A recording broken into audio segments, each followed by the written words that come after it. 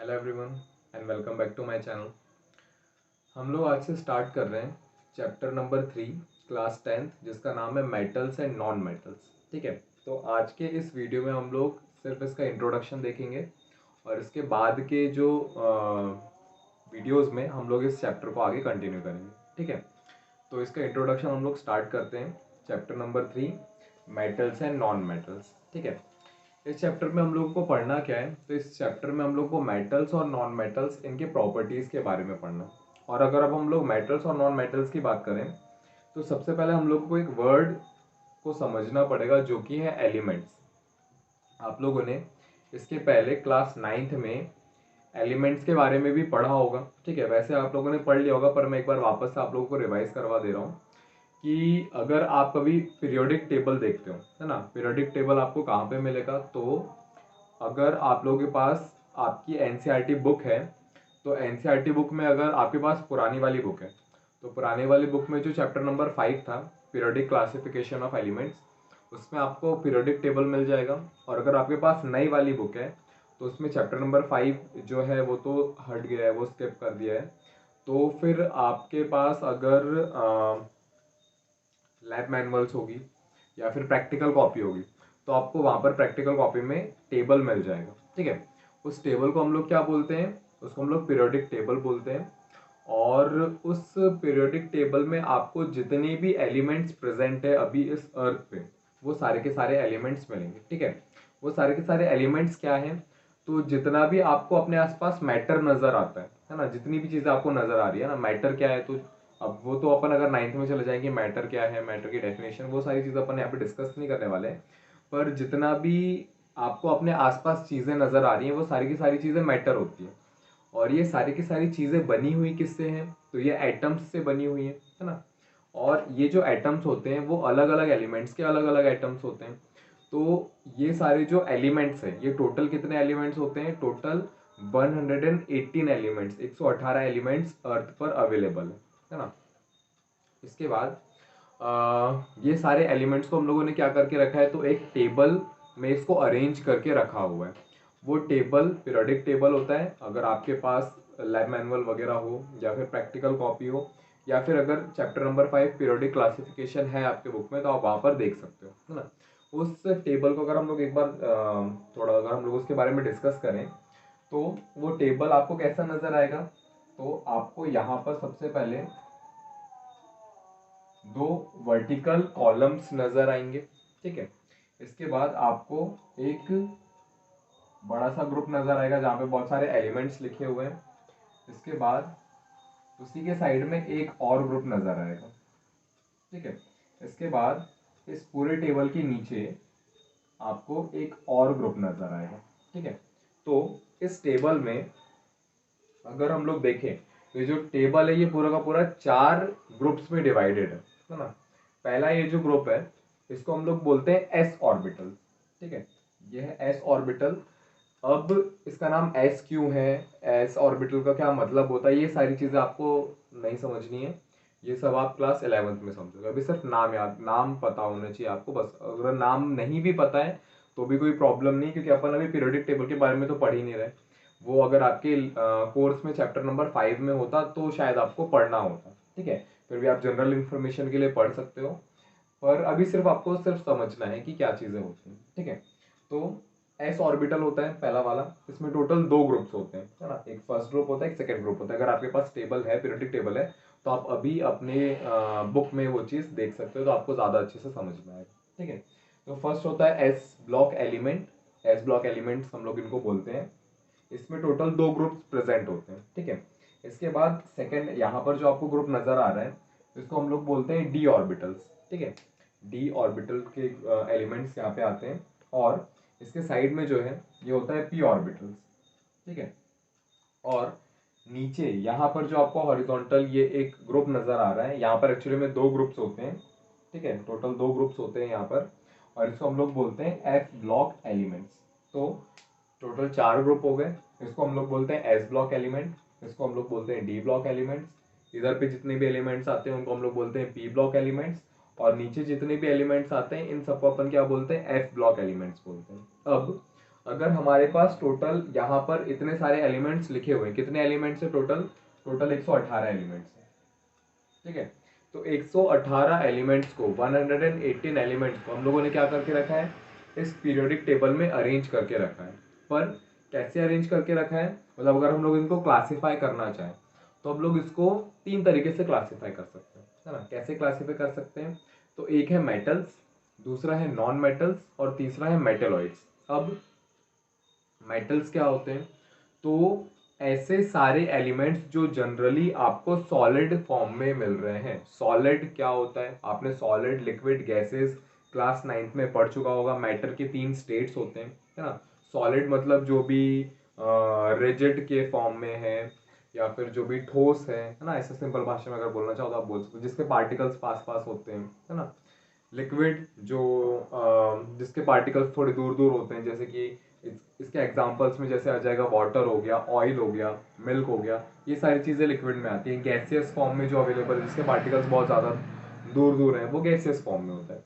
तो ऐसे सारे एलिमेंट्स जो आपको सॉलिड फॉर्म में मिल रहे हैं वो जनरली क्या होते हैं? मेटल्स होते हैं। पर एक ऐसा एलिमेंट है जो होता तो मेटल है, पर वो लिक्विड फॉर्म में अवेलेबल होता है। अगर आप लोगों को पता है कि वो एलिमेंट कौन सा है जो एक्चुअली में है तो मेटल, पर वो लिक्विड फॉर्म में होता है, अगर आपको वो पता है तो आप मुझे कमेंट सेक्शन में बता सकते हो। और अगर आपको नहीं पता चलेगा तो मैं नेक्स्ट वीडियो में इसका आंसर बता दूंगा। वैसे काफ़ी ज़्यादा इजी आंसर है इसका, तो आप लोग शायद बता दोगे, तो कमेंट सेक्शन में बता देना, ठीक है। तो क्या बोला मैंने कि मेटल्स क्या होते हैं? मेटल्स जनरली ऐसे एलिमेंट होते हैं जो सॉलिड फॉर्म में अवेलेबल होते हैं। सिर्फ एक ही ऐसा मेटल है जो लिक्विड फॉर्म में होता है, उसका आंसर आप मुझे बताओगे, ठीक है, कमेंट सेक्शन में। तो मेटल्स क्या हो गए? ऐसे एलिमेंट जो सॉलिड फॉर्म में अवेलेबल है। इसके बाद नॉन मेटल्स क्या होते हैं? तो नॉन मेटल्स ऐसे एलिमेंट्स होते हैं जो जनरली आपको गैसियस फॉर्म में मिलते हैं, है ना। और मेटेलॉइड्स क्या होते हैं? तो मेटेलॉइड्स ऐसे एलिमेंट होते हैं जो आपको मेटल्स और नॉन मेटल्स दोनों की प्रॉपर्टी को होल्ड करते हैं। मतलब ऐसे एलिमेंट जिनके अंदर मेटल की भी प्रॉपर्टीज होती है और नॉन मेटल की भी प्रॉपर्टीज होती है। अब ये हमको इस पीरियोडिक टेबल में मिलते कहाँ हैं? तो अगर आप एस ब्लॉक एलिमेंट्स की बात करो तो एस ब्लॉक एलिमेंट में सारे के सारे जो एलिमेंट नॉन मेटल्स और मेटेलॉइड्स हम लोगों को पीरियोडिक टेबल में कहाँ पर मिलते हैं, ठीक है। तो अगर आप एस ब्लॉक एलिमेंट्स को देखोगे तो एस ब्लॉक एलिमेंट में जितने भी एलिमेंट्स होते हैं वो सारे के सारे मेटल्स होते हैं, है ना। यहाँ पर आपको सारे का सारा क्या मिलेगा? मेटल मिलेगा, है ना। मेटल मैं पूरा लिख देता हूँ, मेटल मिलेगा। अगर आप डी ब्लॉक की बात करोगे, डी ब्लॉक, तो डी ब्लॉक में भी सारा का सारा मेटल मिलेगा आपको। यहाँ पर डी ब्लॉक के जितने भी एलिमेंट्स होते हैं वो सारे के सारे मेटल होते हैं। अगर हम लोग एफ ब्लॉक की बात करें, ये रहा मेरा एफ तो एफ ब्लॉक में भी सारे के सारे मेटल्स होते हैं, ठीक है। आप जब अभी आगे क्लासेस में जाओगे या फिर अगर आपको चैप्टर नंबर 5 होता तो आप ये सारे मेटल्स के बारे में पढ़ते कि मेटल्स जो होते हैं वो सारे के सारे जो भी मेटल्स प्रेजेंट है उनमें कुछ रेडियो एक्टिव एलिमेंट्स भी हैं, है ना, जिनके बारे में हम लोग स्टडी नहीं करते हैं। पर अभी इन जनरल आपको सिर्फ इतना याद रखना कि एस ब्लॉक में सारे मेटल्स होते हैं, डी ब्लॉक में भी सारे मेटल्स होते हैं, एफ ब्लॉक में भी सारे मेटल्स होते हैं। अब हमारे पास बचा क्या? सिर्फ पी ब्लॉक बचा। अगर आप पी ब्लॉक को भी देखोगे तो पी ब्लॉक में आपको यहाँ पर पिंक कलर में कुछ एलिमेंट्स मिलेंगे, ठीक है। कहाँ पर मिलेंगे? ऐसे करके डायगोनली मिलेंगे। उस पिंक कलर के बॉक्स में जितने भी एलिमेंट्स लिखे हुए हैं उसके पहले, है ना, इधर साइड जितने भी एलिमेंट्स लिखे हुए हैं सारे के सारे मेटल्स हैं।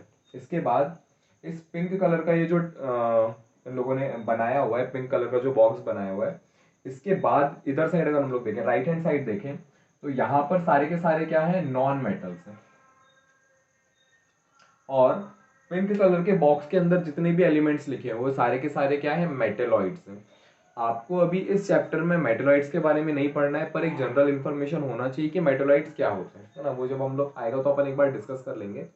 इसके बाद अगर हम लोग बात करें नॉन मेटल्स की, तो नॉन मेटल्स क्या है? सेम वही चीज जो गैसियस के फॉर्म में अवेलेबल होते हैं। अगर आपके पास अभी पीरियोडिक टेबल है तो आप देख सकते हो कि यहाँ पर जितने भी एलिमेंट्स आते हैं जनरली वो अपन को गैसियस फॉर्म में ही मिलते हैं। जैसे कार्बन हो गया, नाइट्रोजन हो गया, हीलियम हो गया, नियॉन हो गया, है ना। ये सारे आपको इधर ही मिलेंगे। वो आपको कैसे मिलते हैं? नॉन मेटल, क्योंकि वो गैसियस के फॉर्म में होते हैं, इसलिए अपन उनको नॉन मेटल्स बोलते हैं। मेटल्स और नॉन मेटल्स इसके यूजेस की बात करें कि हम लोग ये चैप्टर पढ़ क्यों रहे हैं, है ना। हम लोग ये चैप्टर क्यों पढ़ रहे हैं, क्योंकि हमारे डे टू डे लाइफ में मेटल्स और नॉन मेटल्स बहुत ज़्यादा यूज़ किया जाता है। अगर आप अपने आसपास देखोगे तो बहुत सारी ऐसी चीज़ें हैं जो मेटल से बनी हुई, है ना। जैसे अगर हम लोग एग्जाम्पल के तौर पर लें तो आयरन हम लोग जिसको बहुत ज़्यादा यूज़ करते हैं। आप लोगों के पास अगर बेंच रखा हुआ है, टेबल रखा हुआ है, चेयर रखा हुआ है, तो वो आयरन से बना हुआ है। हम लोग जो कुकिंग वेसल्स यूज़ करते हैं वो जनरली मेटल से बने हुए रहते हैं। हम लोग जो इलेक्ट्रिसिटी के लिए वायर्स यूज़ कर रहे हैं वो मेटल से बना हुआ है ना। और अगर हम लोग नॉन मेटल्स की बात करें तो हम लोग जो पेंसिल यूज़ कर रहे हैं उसमें जो ग्रेफाइट है वो क्या है, वो नॉन मेटल है। हम लोग जो ऑर्नामेंट्स यूज़ कर रहे हैं, सोने चांदी की जो चीज़ें पहन रहे हैं, वो मेटल से बनी हुई है। हम लोग अगर कोई व्हीकल यूज़ कर रहे हैं, गाड़ी यूज़ कर रहे हैं, कार यूज़ कर रहे हैं, वो भी मेटल से बनी हुई है। हम लोग जो पेंसिल यूज़ कर रहे हैं उसमें ग्रेफाइट है ना। शायद ये मैंने बता दिया, पर एक और बात, अगर हम लोग डायमंड की बात करें तो डायमंड क्या है, कार्बन का एक एलोट्रॉप है, तो वो भी कार्बन क्या है, एक नॉन मेटल है। तो हमारे डे टू डे लाइफ में हम लोग मेटल्स और नॉन मेटल्स को बहुत ज़्यादा यूज़ करते हैं। इस वजह से हम लोग इस चैप्टर को पढ़ रहे हैं, ठीक है। हम लोग मेटल्स और नॉन मेटल्स को अलग अलग कैटेगराइज कैसे कर रहे हैं। जैसे हम लोगों ने यहाँ पे क्या बोल रहे हैं कि यहाँ पर जितने भी चीज़ें मिल रही हैं, जहाँ पर जितने भी एलिमेंट्स मिल रहे हैं वो सारे के सारे मेटल हैं। इसके बाद इस पिंक वाले के उधर साइड आपको जितने भी एलिमेंट्स मिलेंगे वो सारे के सारे नॉन मेटल्स हैं, और इसके अंदर जितने भी एलिमेंट्स मिलेंगे वो सारे के सारे मेटेलॉइड्स हैं। तो ये हम लोग कैसे डिसाइड कर पा रहे हैं कि ये मेटल है, ये नॉन मेटल है, ये मेटेलॉइड है, इसको हम लोग मेटल ही बोलेंगे, ये अपन कैसे डिसाइड कर रहे हैं, ये हम लोग उनके फिजिकल और केमिकल प्रॉपर्टीज पर डिसाइड कर पा रहे हैं, है ना। फिजिकल प्रॉपर्टीज क्या होती है, केमिकल प्रॉपर्टीज क्या होती है, ये सब हम लोग अभी आगे देखेंगे, आगे के वीडियोस में, आगे के लेक्चर्स में हम लोग ये चीज़ देखेंगे कि मेटल की फिजिकल प्रॉपर्टीज और केमिकल प्रॉपर्टीज क्या होती हैं, नॉन मेटल्स की भी फिजिकल प्रॉपर्टीज और केमिकल प्रॉपर्टीज क्या होती हैं, और ये फिजिकल प्रॉपर्टीज और केमिकल प्रॉपर्टीज कैसे एक मेटल या नॉन मेटल को अफेक्ट करती है। तो ये सारी चीजें हम लोग अभी आगे देखने वाले हैं, ठीक है। पर अपन कैटेगराइज कैसे कर रहे हैं कि मेटल अलग है, नॉन मेटल अलग है, उनकी फिजिकल प्रॉपर्टीज के आधार पर हम उनको क्या कर पा रहे हैं, कैटेगराइज कर पा रहे हैं। इसके अलावा जब हम लोग इनके मेटल्स और नॉन मेटल्स की फिजिकल प्रॉपर्टीज पढ़ेंगे और केमिकल प्रॉपर्टीज पढ़ेंगे, तो उसके बाद हम लोगों को ये चीज़ ज़्यादा अच्छे से क्लियर हो पाएगी कि हम लोग अलग अलग मेटल्स को अलग अलग तरीके से यूज़ क्यों करते हैं। जैसे मान लो कि अगर हम लोग वायरिंग की बात करें, हमारे घर में जो इलेक्ट्रिसिटी होती है तो इलेक्ट्रिसिटी में हम लोग वायर्स यूज़ करते हैं। तो वायर में हम लोग क्या यूज़ करते हैं, वायर किस मेटल के बने हुए रहते हैं, एल्यूमिनियम या कॉपर के ही होते हैं। तो एल्यूमिनियम और कॉपर ही क्यों यूज़ कर रहे हैं हम लोग, गोल्ड हो गया, सिल्वर हो गया, आयरन हो गया, इसको यूज़ क्यों नहीं कर रहे हैं। तो इसके पीछे भी कुछ ना कुछ एक रीज़न है। हम लोग जनरली जो इंस्ट्रूमेंट्स बनाते हैं, है ना, इंस्ट्रूमेंट्स कौन से इंस्ट्रूमेंट्स, जो म्यूजिकल इंस्ट्रूमेंट्स होते हैं वो अपन जनरली मेटल्स से ही बनाते हैं, नॉन मेटल्स से क्यों नहीं बनाते हैं। अगर हम लोग बात करें कि हम लोग जो कुकिंग वेसल्स की बात करें, है ना, तवा की बात कर रहे हैं, कढ़ाई की बात कर रहे हैं, तो ये सारी की सारी चीज़ें मेटल से ही बना रहे हैं, नॉन मेटल से क्यों नहीं बना रहे। तो ये सब डिपेंड करता है उनके फिजिकल प्रॉपर्टीज पर। ये सारी की सारी फिजिकल प्रॉपर्टीज हम लोग अभी आगे पढ़ेंगे, तब हम लोग को पता चलेगा कि हर मेटल की कुछ ना कुछ अलग फिजिकल प्रॉपर्टी है, और उन फिजिकल प्रॉपर्टीज के वजह से वो एक पर्टिकुलर मेटल जो है वो अलग बाकी के मेटल से थोड़ा अलग है ना। तो ये सारी चीजें अपन अभी आगे पढ़ेंगे। आज की वीडियो में क्योंकि हम लोग सिर्फ इंट्रोडक्शन पढ़ रहे हैं तो आज की वीडियो में सिर्फ इतना ही था। अगर आप लोगों को चैप्टर से रिलेटेड कोई भी डाउट हो, मतलब जितना भी मैंने आज अभी बताया हूँ उससे रिलेटेड कोई डाउट हो, या इसके पहले वाले सेक्शन में या इसके पहले वाले वीडियोस में अगर आपने कुछ देखा हो और अगर उसमें भी आपको कुछ डाउट हो तो आप मुझे पूछ सकते हो। अगर आप लोगों को आज का ये वीडियो पसंद आया हो तो आप वीडियो को लाइक कर चैनल को सब्सक्राइब कर सकते हैं। हम लोग अब इसके बाद आगे वाले वीडियो में मिलेंगे।